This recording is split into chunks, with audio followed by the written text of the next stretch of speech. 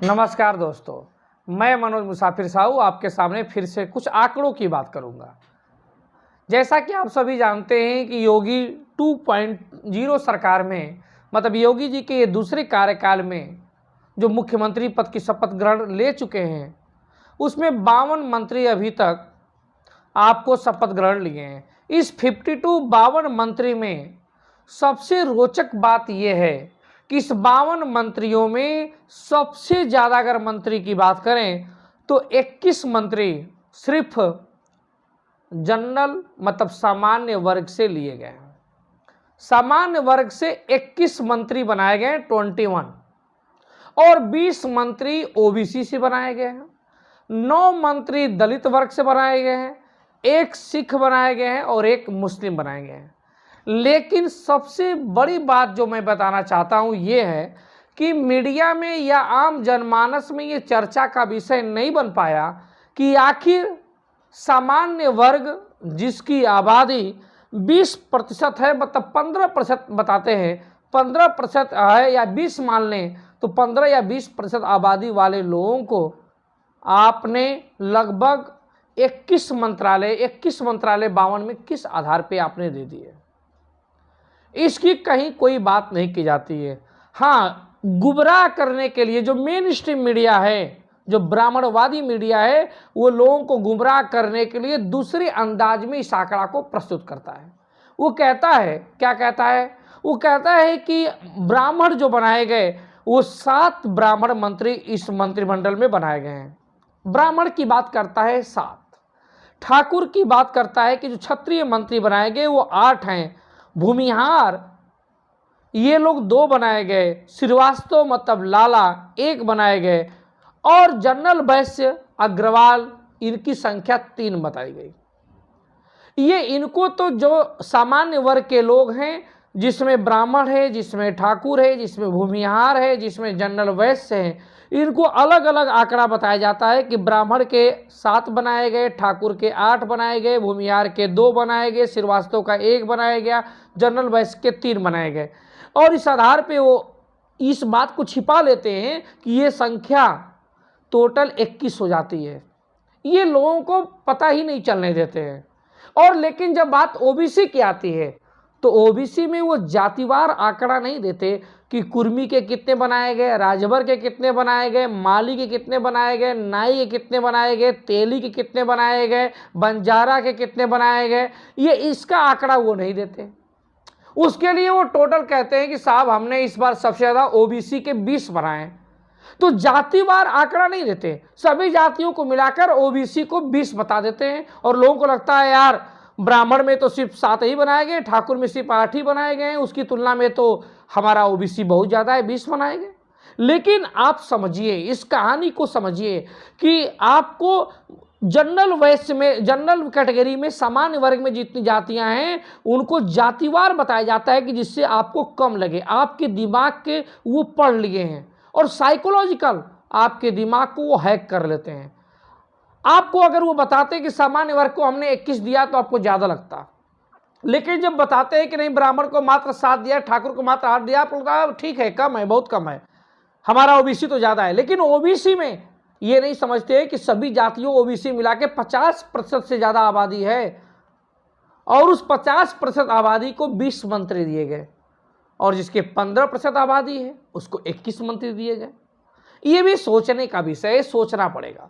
दूसरी बात मैं कह रहा हूं कि दलित को इसमें 9 मंत्री बनाए गए, सिख को 1 और मुस्लिम को 1 बनाए गए। ये आंकड़ा है कि कितने मंत्री किस वर्ग से लिए गए।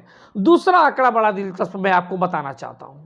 दूसरा आंकड़ा ये बताना चाहता हूं कि सभी मंत्रियों के विभाग का बंटवारा कल रात को हो गया, सभी को विभाग मिल गया।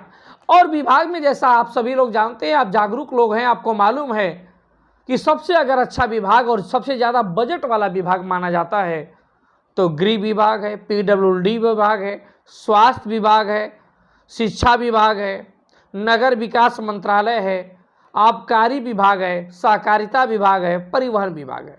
ये सबसे बड़े मंत्रालय, इसमें बजट ज़्यादा है। बाकी छोटे छोटे मंत्रालय बनाए गए हैं लॉलीपॉप देने के लिए, जिसे मत्स्य विभाग, मछली विभाग भी बनाए गए हैं, जो जाति के आधार पर संजय निषाद को दे दिया गया, लेकिन बजट ज़्यादा नहीं है। तो नाम के तो मंत्री रहेंगे लेकिन काम के कुछ नहीं रह पाएंगे। लेकिन जो नाम और काम दोनों के रहेंगे वो मंत्रालय आपको जान के बड़ा आश्चर्य होगा कि ये भी सिर्फ सामान्य वर्ग के लोगों को ही दिए गए। लेकिन विडंबना है, आपको मालूम थोड़ी चलेगा, आपको मालूम चलने दिया भी नहीं जाएगा, ये मीडिया में थोड़े आएगा, मीडिया में आने दिया भी नहीं जाएगा। भाई ऐड किस लिए देते हैं, आपको बताने के लिए नहीं ना, तो फिर आपको कैसे मालूम चलेगा। लेकिन मैं आपको बता रहा हूं कि जैसे चीफ मिनिस्टर साहब हैं योगी जी, उनके पास सबसे महत्वपूर्ण विभाग अगर है तो गृह और नियुक्ति विभाग है, और बताना है ही नहीं कि किस जात से बिलोंग करते हैं, किस जात से संबंध रखते हैं। डिप्टी सीएम की अगर बात करें तो 2 डिप्टी सीएम थे, एक केशव प्रसाद मौर्य, उनके लिए बहुत ही एक हल्का विभाग, नाम मात्र के हल्का विभाग दे दिया गया, ग्राम विकास।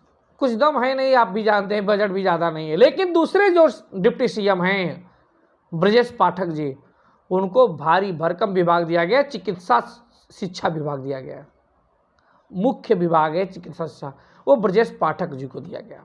तो 2 डिप्टी सीएम थे, एक ओबीसी वर्ग से, एक सामान्य वर्ग से। सामान्य वर्ग में मतलब ब्राह्मण से।